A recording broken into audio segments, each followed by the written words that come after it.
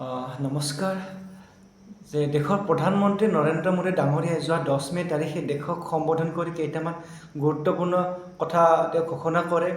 আচলতে প্ৰধানমন্ত্ৰী ডাঙৰীয়াই যি মন্তব্য বা ঘোষণা কৰিছে সেই ঘোষণাসমূহ আমি সাধাৰণ মানুহে হাঁহিৰে উৰুৱাই দিয়া বিষয় নহয়, কিয়নো যে দেশৰ প্ৰধানমন্ত্ৰীয়ে নিশ্চয় কিবা এটা ভৱিষ্যতৰ সমস্যাৰ ইংগিত পাইছে, সেই হেতুকে দেশক তেওঁ সম্বোধন কৰিছে। যে ইয়াৰ ভিতৰতো কি কি আছে আমি আলোচনা কৰিম এতিয়া। যে তেওঁ কৈছে যে আমি জনসাধাৰণে প্ৰায় এবছৰমান সোণা কিনিবলৈ তেওঁ মানা কৰিছে। দ্বিতীয়তে হৈছে যে যি পেট্ৰল বা ডিজেল চালিত আমি গাড়ী ব্যৱহাৰ কৰি আছোঁ যাতায়াতৰ বাবে, তো সেই গাড়ীসমূহৰ ব্যৱহাৰটো কমকৈ কৰিব দিছে।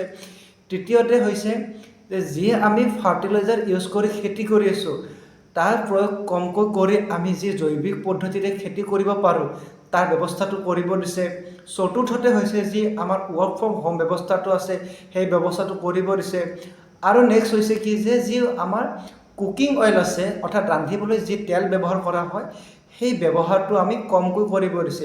এনেধৰণৰ কিছুমান তেওঁ গুৰুত্বপূৰ্ণ মন্তব্য দাঙি ধৰিছে।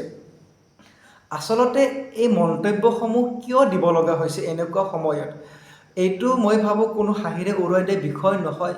কাৰণ যি ষ্ট্ৰেইট অফ হৰমুজেৰে বিশ্বৰ প্ৰায় 20% খাৰুৱা তেলৰ আমদানি বা ৰপ্তানি কৰা হয়, সেই ষ্ট্ৰেইট অফ হৰমুজটো এতিয়া ইৰাণে কণ্ট্ৰল কৰিব বিচাৰিছে বা আমেৰিকাই ইয়াক কণ্ট্ৰল কৰিব বিচাৰিছে, কিয়নো যোৱা এমাহ বা দুমাহমান ধৰি প্ৰায় যুদ্ধ পৰিৱেশ সৃষ্টি হৈছে, যাৰ ফলত এই খাৰুৱা তেল লৈ অহা যি জাহাজবিলাক আছে সেই জাহাজবিলাক বন্ধ হৈ আছে চলাচলটো। যাৰ ফলত কি হৈছে, যিবিলাক দেশে অলৰেডি পে'মেণ্ট কৰিছে বা যিবিলাক দেশৰ নিডছ আছিলে, যিবিলাক দেশে বিজনেছ কৰিছিলে, চুক্তি কৰিছিলে, সেইসমূহ কি হৈছে সেই সাগৰ পথতে ৰৈ যাব লগা হৈছে, যাৰ ফলত দেশখনৰ নিডছটো তাতে থমকি ৰ'ব লগা হৈছে। তো ইয়াৰ ফলত কি হৈছে আমাৰ দেশতো বাৰুকৈ প্ৰভাৱ পৰিছে। কথাটো হ'ল যে আমাৰ দেশত কিন্তু খাৰুৱা তেলৰ কোনো মূল্য বৃদ্ধি হোৱা নাই, তাৰ ফলত জনসাধাৰণে বাৰুকৈ সকাহ পাইছে, কিয়নো যে আমাৰ হাতত মজুত কৰিব পৰা কেপাচিটি আছে। কিন্তু এতিয়া আমি সমস্যাৰ সন্মুখীন হ'ব লাগিব, কিয়নো যে আমাৰ দেশত প্ৰায় দুমাহৰ বাবে খাৰুৱা তেল মজুত কৰিব পৰা কেপাচিটি আছে। আমি ইতিমধ্যে কিনি থকা তেলবিলাক ব্যৱহাৰ কৰিলোঁ বা মজুতৰ তেলবিলাক ব্যৱহাৰ কৰিলোঁ।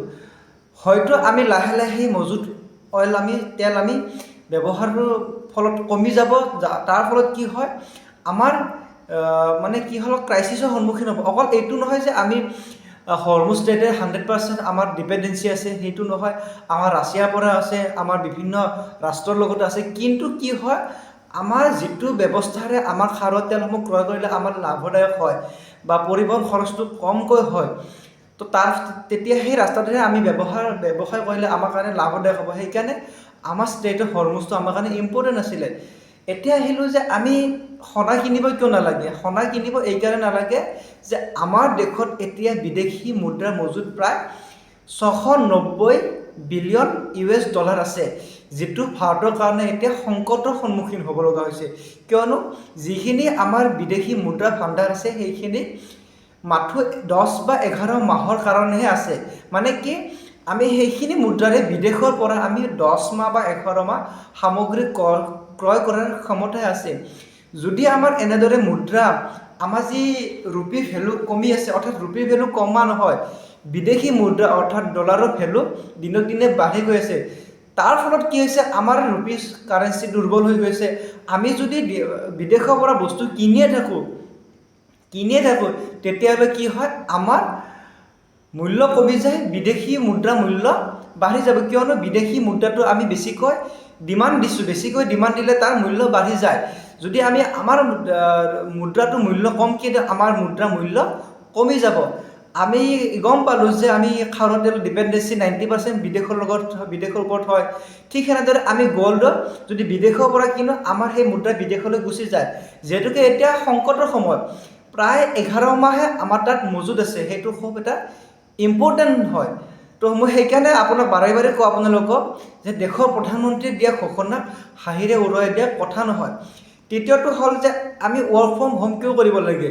যে ৱৰ্ক ফ্ৰম হোম এইকাৰণে কৰিব লাগে যে আমি যি অফিচ কাছাৰীত যাওঁ তাৰ ফলত কি হয় আমি পেট্ৰল বা ডিজেল চালিত গাড়ীসমূহ ব্যৱহাৰ কৰোঁ, তাৰ ফলত কি হয় আমাৰ পেট্ৰল বা ডিজেলৰ ব্যৱহাৰটো বেছিকৈ হয়, বেছিকৈ হ'লে আৰু আমি কিনিব লাগিব আৰু আমাৰ টকা যাব আৰু এনে ক্ৰাইচিছ হৈ আছে। আৰু দ্বিতীয়টো কথা হ'ল যে যি আমাক ফাৰ্টিলাইজাৰ বা ইউৰিয়া সাৰৰ যি ব্যৱহাৰ কমকৈ কৰিব দিছে, কিয়নো যে আমি ইউৰিয়াৰো আমি 60% প্ৰায় বিদেশৰ ওপৰত ডিপেণ্ডেঞ্চি হয় আৰু আমাৰ কুকিং অইলো আমি বিদেশৰ ওপৰত প্ৰায় ডিপেণ্ডেঞ্চি হয়, বিশেষকৈ ছানফ্লাৱাৰ অইলটো আমি ইউক্ৰেইন বা ৰাছিয়াৰ ওপৰত ডিপেণ্ডেঞ্চি হয়। ঠিক সেনেদৰে আমাৰ যি পাম অইল আছে সেই আমি মালয়েছিয়াৰ নিচিনা দেশসমূহৰ ওপৰত ডিপেণ্ডেঞ্চি হয়। তো আমাৰ দেশত উৎপাদিত দ্ৰব্য সামগ্ৰী যদি কিনাৰ মনোযোগ দিওঁ, তেতিয়াহ'লে আমাৰ দেশত উৎপাদিত দ্ৰব্যৰ ভেলু বাঢ়িব। তাৰ ফলত কি আমাৰ দ্ৰব্যৰ বা আমাৰ মুদ্ৰাৰ ভেলু আমাৰ দেশতে বাঢ়িব, আমাৰ মুদ্ৰা আমাৰ ষ্ট্ৰং হ'ব, আমাৰ দ্ৰব্য সামগ্ৰী আমি ব্যৱহাৰ কৰি আমাৰ তাতে থাকিব আমাৰ মুদ্ৰা। তো আশা কৰোঁ আপোনালোকে বুজি পাইছে। ইয়াতে মই সামৰণি মাৰিছোঁ। ধন্যবাদ।